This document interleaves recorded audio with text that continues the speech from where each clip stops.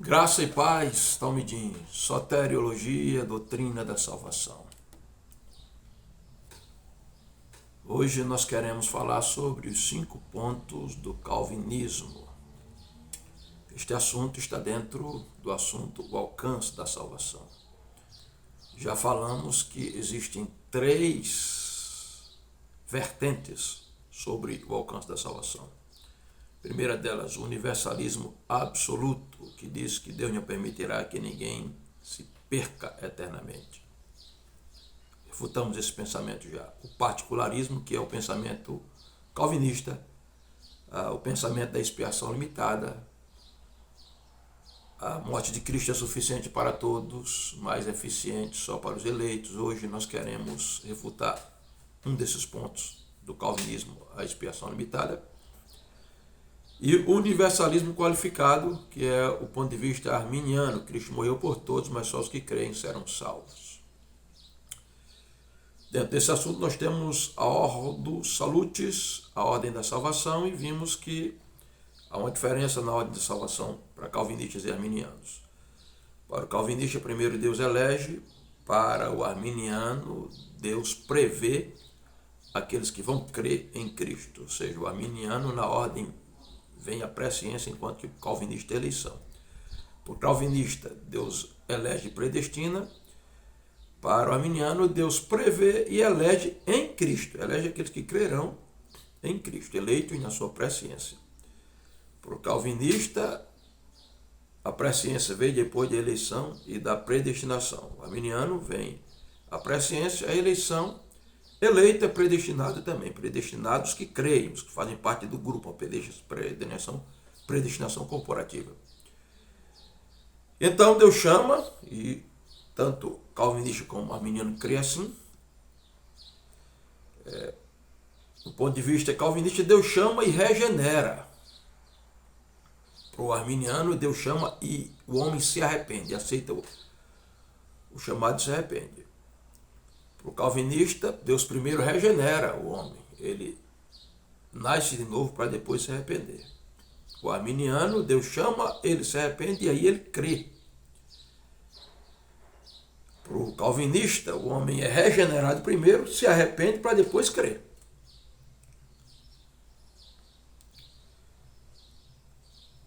E depois aí, tanto um ponto de vista como o outro, tanto calvinista como arminiano, creio que nesse processo depois vem a justificação, a absolvição, a adoção de filho, a santificação, para então chegarmos ao estágio da glorificação.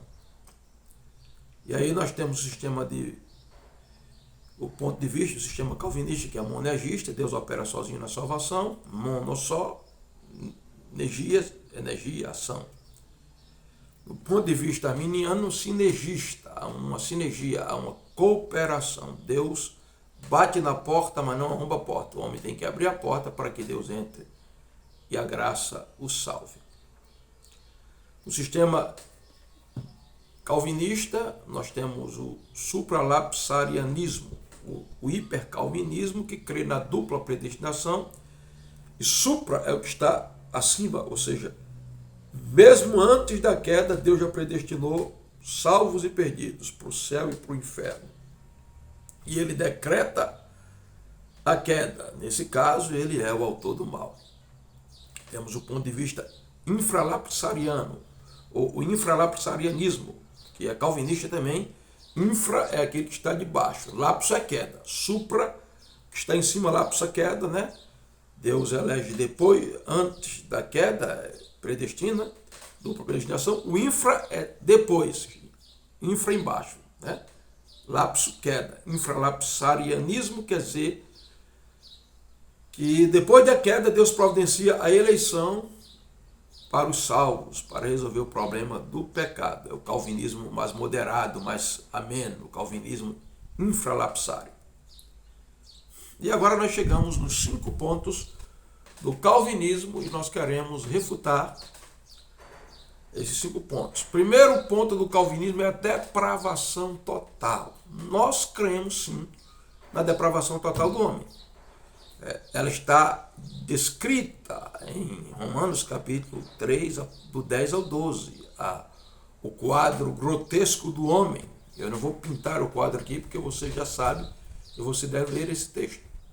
Toda menina acredita nessa depravação total. O homem foi completamente depravado. Ele é incapaz de se voltar para Deus por si próprio. Nós acreditamos nisso. O que não acreditamos é que o homem perdeu completamente a imagem de Deus por causa do pecado. Eu sei que o quadro é grotesco, a caricatura é horrível, mas ainda existe um lampejo de algum traço de Deus, né? Por isso a graça preveniente faz efeito, por isso a graça comum está aí, né? Você não encontra um traço de bondade no homem. Não no prisma humano, divino, evidentemente. Então, dentro dessa questão, nós arminianos, ilustramos que a imagem é como um espelho perfeito. E alguém jogou uma pedra e quebrou aquele espelho, mas ainda fica lá por trás, mesmo que deformada, alguma coisa de Deus. O calvinista acredita na depravação total e acredita nisso porque diz que o homem não pode se salvar a si próprio. Evidentemente, o homem não pode se salvar a si próprio. Eles vão usar o texto de Jeremias 13 e 23, que mostra que assim como o etíope não pode mudar a sua cor, o homem não pode salvar-se a si próprio, não pode purificar-se a si próprio do pecado. Acreditamos nisso. E depois, um texto muito importante é Efésios 2:1, que diz que o homem está morto. Se ele está morto, ele não pode responder a Deus. É preciso um milagre da graça irresistível, por causa da depravação total, para fazer o homem irresistivelmente responder a Deus e aí ser restaurado. A esse questionamento nós respondemos da seguinte forma: é verdade que o homem foi depravado, mas ele não perdeu completamente a imagem de Deus. 1 Coríntios capítulo 11, quando Paulo vai falar da autoridade do homem como cabeça no lar, ele vai dizer que ele chama o homem de imagem de Deus. Quando Adão vai gerar o seu primeiro filho, em Gênesis capítulo 5, verso 3, diz: Adão viveu 130 anos e gerou um filho à sua semelhança, conforme a sua imagem. Ou seja, o filho de Adão era a semelhança de Adão e a imagem de Adão. Quando o homem cai, a imagem de Deus fica deformada no homem, mas ele não perde a imagem total. E mesmo que perdesse, eu particularmente acredito que imagem e semelhança não são simplesmente paralelismos sinonímicos, são duas palavras sinônimas simplesmente. Eu creio que imagem é uma coisa e semelhança é outra. Até porque no original nós vamos encontrar duas palavras ali. Tiselen, reflexo, para imagem, e semelhança, similaridade, né, para a palavra semelhança. Eu creio que o homem perdeu a imagem, mas não a semelhança. Então, o que é a imagem de Deus no homem?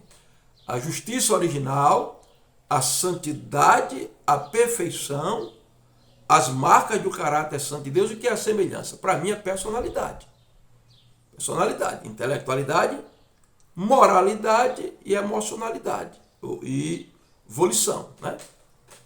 Então, quando o homem perde a imagem de Deus, ele continua sendo um ser pessoal, ele continua tendo emoções, mesmo que agora canalizadas por ele, ele continua tendo vontade, uma vontade escravizada para o pecado, e ele continua sendo inteligente, mesmo que use sua inteligência para o mal, mas ele não perde. Então, quando o homem morre, é o espírito dele que morre e ele perde a imagem no espírito, mas a semelhança continua viva. O Espírito Santo vem na regeneração, a graça de Deus vem preveniente, toca o homem e desperta a sua vontade que está na semelhança. E a vontade do homem é despertada. E então a sua vontade faz com que ele creia, estendendo a mão da fé, que é a crença, o crer, e ele recebe Cristo. Então, nesse ponto de vista, o homem não foi depravado ao ponto de perder todos os traços de Deus e não ter condições de responder a Deus quando a graça preveniente toca o seu coração. Segundo, é a eleição incondicional, né? A eleição incondicional, no ponto de vista calvinista, Deus elegeu incondicionalmente os homens na eternidade para a salvação. Os calvinistas usarão, por exemplo, Efésios 1, 4 e 5. Né? Ele nos elegeu nele antes da fundação do mundo. Né? Nos predestinou para sermos filhos da adoção nele. Note a expressão nele e nos, como já falamos, uma eleição corporativa. Deus elegeu a igreja. Fazer parte da igreja depende de quem vai crer no Evangelho. E depois, o texto diz que é nele. Os que estão em Cristo estão eleitos, porque a eleição é em Cristo. E lá embaixo Paulo vai dizer, tendo nele crido. Então a eleição não é incondicional, é condicional a crer em Jesus. Mas um texto que os calvinistas vão usar, muito forte, é Atos 13 e 48. Atos 13 e 48 diz, e os gentios ouvindo isso, regozijavam-se, glorificavam a palavra do Senhor e creram todos os que haviam sido destinados para a vida eterna. Aqui o calvinista vai usar o argumento da eleição incondicional. Só creram, por causa da graça irresistível, de acordo com eles, os que estavam destinados para a vida eterna. O grande problema é que a palavra destinados, nesse texto aqui no grego, é tetagemenoi. E tetagemenoi não quer dizer destinado no sentido de predestinado para a vida eterna. Quer dizer dispostos. Em outras palavras, todos os que estavam dispostos. E qual eram os que estavam dispostos? Os que não fizeram o que o público do versículo 46 fez. Olha o que diz o versículo 46. Então, Paulo e Barnabé, falando ousadamente, disseram, cumpria que a vós outros, em primeiro lugar, fosse pregada a palavra de Deus, mas posto que rejeitais a vós mesmos, vos julgais indignos da vida eterna. Ou seja, eles rejeitaram, eles não creram. Por isso, eles se tornaram indignos da vida eterna. E eis que nos voltamos para os gentios. E então os gentios creram. Então, os que creram, porque creram, foram destinados para a vida eterna. Em outras palavras, foram colocados em ordem para a vida eterna, porque se dispuseram, a palavra tetagemenoi, estavam dispostos, se dispuseram para receber a vida eterna. O terceiro ponto do calvinismo é a expiação limitada. A morte de Cristo é suficiente para todos, mas eficiente só para os eleitos. Ou seja, Jesus só morreu para os eleitos. Então eles vão usar o versículo de João, por exemplo, 17 e 6. João 17 e 6. E diz, manifestei o teu nome aos homens que do mundo me deste. Eram teus e tu me destes, guardaram a tua palavra. E o verso 9, eu rogo por eles, não rogo pelo mundo, mas por aqueles que me destes, porque são teus. Então, está dizendo aqui, a expiação limitada, porque a salvação é só para aqueles que Deus deu a Jesus. Mas qual foi aqueles que foram dados a Jesus? Os que creram. Outro texto, outro versículo, vai mostrar que aqueles que vieram a Jesus e que creram em Jesus foram aqueles que foram dados. Por que foram dados? Eles foram trazidos pelo Espírito Santo a Jesus, mas o Espírito Santo convenceu eles. Eles tiveram que abrir o coração para o Espírito Santo receber. Eles usam, por exemplo, o exemplo de Judas. E nenhum deles se perdeu, senão o filho da perdição. Como se Judas tivesse sido predestinado para a vida eterna, porque Jesus já morreu por Judas. Aí vamos ver, posteriormente, esse exemplo de Judas, mas o filho da perdição aí no original não é o filho gerado pela perdição, mas o filho que se perdeu. Judas nunca, nem sempre foi o filho da perdição. Ele se tornou filho da perdição quando negou Jesus. Eles vão usar o texto de Atos 20 e 28 também, para dizer que Jesus morreu e o seu sangue se derramou pela igreja, ou seja, só os eleitos, os que fazem parte da igreja. Logicamente, agora, fazer parte da igreja é uma decisão minha. Entregar-me a Jesus, eu farei parte do grupo corporativo dos eleitos. E então a morte de Jesus foi por mim. Agora, queridos, um versículo chave para combater essa teoria da expiação limitada é João 3,16. Deus amou o mundo de tal maneira que deu o seu Filho unigênito para que todo aquele que nele crê não pereça, mas tenha vida eterna. Todo que nele crê. E Deus deu o seu Filho pelo mundo inteiro. Falaremos disso quando formos falar sobre os 5 pontos do arminianismo. quarto ponto do calvinismo é a graça irresistível. Ou seja, os homens não têm como resistir à graça. Eles serão salvos. E a graça, por serem eleitos, os salvará irresistivelmente. E eles vão usar Efésios 2, né? Efésios 2.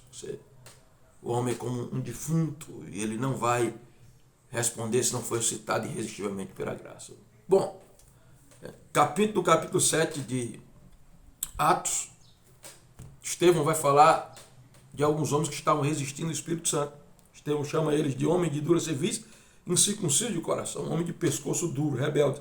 Estevão diz, vós sempre resistis ao Espírito Santo. Essa questão da graça irresistível, nós já vimos Efésios 8. Efésios 8 está dizendo ali, pela graça sois salvo, mas Efésios 8 diz, por meio da fé, mediante a fé. E isto, a graça e a salvação não vem de vós. Não vem das obras para que nem se glorie, mas a fé parte do homem. A graça desperta a fé, mas o homem estende a mão para receber a fé. Então ele pode receber o presente ou recusar o presente, porque a graça não é irresistível, ela é resistível. E finalmente a perseverança dos santos. Os calvinistas dirão, uma vez salvo, salvo para sempre. Chamado de segurança da salvação. O salvo não se perderá. E aí eles vão usar, eu vou ser rápido agora, João, capítulo 10, verso 27. As minhas ovelhas ouvem a minha voz e dou-lhes a vida eterna, e nunca hão de perecer, e ninguém as arrebatará de minhas mãos. Meu Pai, que é mais Deus, maior do que todos, ninguém pode arrebatar das suas mãos. Vão dizer, aqueles que vieram a Cristo, que foram dados por Deus a Cristo, estão nas mãos de Jesus e não serão arrancados da mão, perseverarão até o fim, porque Deus não permitirá que eles se percam, estão nas mãos. O texto está dizendo que não arrancarão das mãos. Sim, ninguém pode nos arrancar das mãos de Deus. Mas isso não quer dizer que eu não possa voluntariamente sair das mãos dele. Porque quem são aqueles que vieram, são ovelhas e estão nas mãos e não vão ser arrancados das mãos? Os do versículo 42 do capítulo 10. Muitos ali creram nele, são os que creem. Quando eu deixo de crer, eu mesmo voluntariamente saio das mãos. Aqui nós terminamos a nossa refutação sobre os 5 pontos do calvinismo e amanhã estaremos estaremos esclarecendo e fortalecendo os 5 pontos do arminianismo.